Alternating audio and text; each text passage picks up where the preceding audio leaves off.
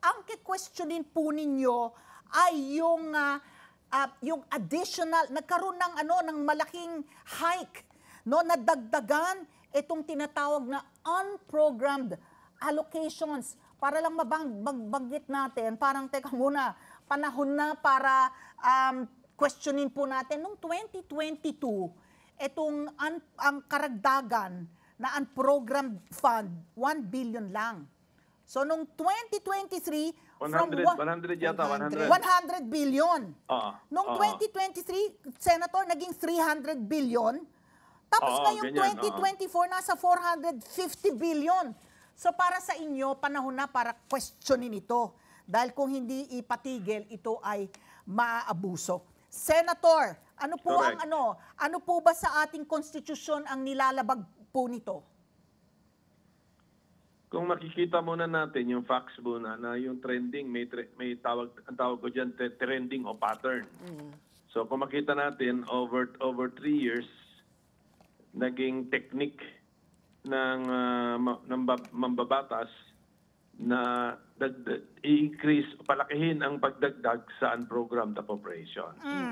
Okay, so ang next question, labag ba yan sa isang batas? Ibatas din naman yan. Mabuti naman meron pang mas mataas sa ordinaryong batas, ang tawag dyan yung Constitution. Ang nakasulat sa Constitution, ang presidente humihingi ng budget sa Kongreso, ang tawag doon sa mga hinihingi niyang halaga, appropriations. Kasi pagka... Hello? Yes, Go po, ahead. nakikinig po kami. Go ahead po, Senator. Senator Coco, we can hear you po. Opo, ma'am. So ang tawag po diyan appropriations, no? Yes. Kasi yan yung authority na gagastusin. Ngayon, ang sabi ng Constitution, yung hinihingi na appropriations ng presidente ay hindi pwedeng dagdagan ng Kongreso. So, ang ating executive branch, masyado silang technical na ang sabi nila, yung unprogrammed appropriations, hindi yan counted sa appropriations na binabanggit ng Constitution.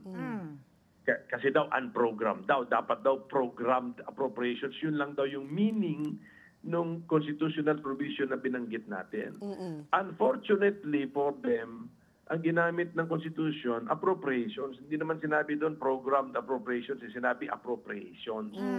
So pag sinabing appropriations, si programmed appropriations at saka si unprogrammed appropriations, magkamukha yan in the sense na pareho yan appropriations.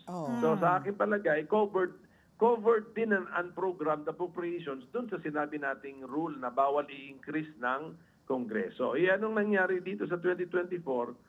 281 billion pesos yung hiningi ng presidente bilang unprogrammed appropriations. Ano ang ending sa batas? 730 billion ang inapprove ng Kongreso. Hindi ba mataas yun? Tumaas yun. So para sa akin, na-violate po yung constitutional rule. Oo. So, ito, Senator Coco, binanggit nyo na nga, no? Sabi mo nga, trending, no? From 100 billion, naging 300 billion, ngayon 450 billion po ang madadagdag. Base po dito sa 2 taon na nakalipas, naubos ho ba? Kasi sinasabi this is just a standby fund, no? Na kung sakali may surplus dun sa tax collection, kung naging efficiente po yung tax collection, dito lang pwede nilang gamitin itong pondo na ito para sa mga proyekto na gusto nilang paglaan ng gobyerno. Ngayon, dito po sa nangyari, naubos ho ba yung surplus po? Nagamit ho ba lahat? Or it's just really just there na it's on standby? What was the end result? It's on standby, pero Yes. hindi ibig sabihin doon na idle standby lang yan na buong buhay naging standby. Sa history ng unprogrammed appropriations, nagagastos po yung mga yan. Hindi lang nga 100%. Di ba? Pero nagagastos sila. So nagagalaw sila.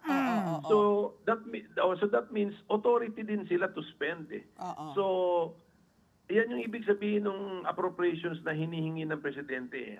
Ito lang po yung authority to spend na hinihingi ko sa inyo. Tapos ang sabi ng Constitution, kung ano man yung levels na hiningi ng presidente na authority to spend, hindi pwedeng dagdagan ng Kongreso. So in short, hindi pwedeng sabihin ng Kongreso sa presidente na maging mas magastos ka. Yeah. Kasi nga very simple, presidential form of government tayo eh. Meron tayong DBM. Meron tayong budget call. Nasa ilalim ng executive branch 'yan. So kinakalap niya lahat ng request ng data, pati past gastos, inaaral nila ngayon 'yan. Gumagawa ngayon sila ng President's budget. Binibigay ngayon nila sa Kongreso 'yan. Kasi even si President's budget, ang kanyang pagpresenta ng budget, meron siyang programmed appropriations, automatic appropriations, tapos meron siyang Part 3, unprogrammed appropriations. So even si Presidente, pagkatapos ng pag-aaral na nila, ang kanyang hiningi na unprogrammed appropriations, 281 billion pesos lamang. Alam naman niya yung rules sa unprogrammed eh. Yeah. Pero sarili niya, rinindahan niya eh, 281 lang eh. Pwede naman niya sinabi, 2 trillion ang gusto kong ihingi sa unprogrammed kasi anyway, standby funds lang naman yan. Standby authority lang naman yan. Sky's the limit ko na. Gawin ko ng 2 trillion. Hindi ginawa ng presidente. Ang hiningi ng presidente, 281 billion pesos. Correct. Okay. Oo. So yun na yun. So that is now part of the president's budget. Tapos, naka-encounter tayo ng rule sa Constitution. So kahit sa gusto namin o hindi, agreement kami o hindi, kailangan namin sundin kasi yan ang nakasulat sa Constitution. Ano ang sinabi sa Constitution?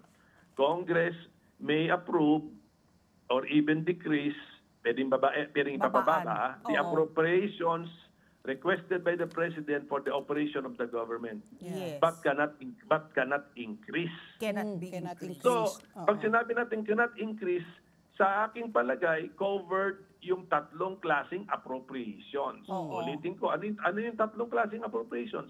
Programmed appropriations, automatic appropriations, and unprogrammed appropriations. So, covered yun. So, May pinanghahawakan po, may binanggit po si Congressman Joey Salceda na parang legal precedent. May desisyon na daw ang Supreme Court in 2021, itong Sarmiento versus Treasurer of the Philippines, that says na yung prohibition covers only programmed funds at hindi unprogrammed funds. Well, ako, disagree ako dyan. Una sa lahat, siyempre, nag-cite lang yan ng case title, but basahin natin yung case kung talaga bang applicable. Okay. Okay. Pero question na tayo ng question niya sa budget process, hindi naman binanggit yung kaso na yan as the authority. Wala. Okay. So, tapos, if ever, kung makikita natin itong pattern, 2 years ago, 100 ang dinagdag, 200 plus ang dinagdag, and then ngayon 450 ang dinagdag. Kung ganyan ang ating interpretasyon, delikado na. Kasi pwede na by 2025, 1 trillion na idadagdag, 2026, 1.5 trillion na palaki ng idadagdag. palaki. Baka dumating ang panahon, mas malaki na ngayon siya sa tinatawag nilang tunay na budget. Kasi sabi nila, hindi naman to tunay na budget eh. Ano lang naman ito eh. Peke lang ito na budget kasi standby funds lang ito. So maling interpretation po yun kasi nga ang ginamit talaga na salita ng Constitution, Congress may not increase the appropriations requested by the President. So focus ko kayo dun sa salitang appropriations. Hindi naman sinabi doon Congress may not increase the programmed appropriations. Walang sinabing ganoon eh. Ang sinabi doon Congress cannot increase the appropriations requested by the President for the operation of the government. Let's get together. Sunday 25. Sunday 25.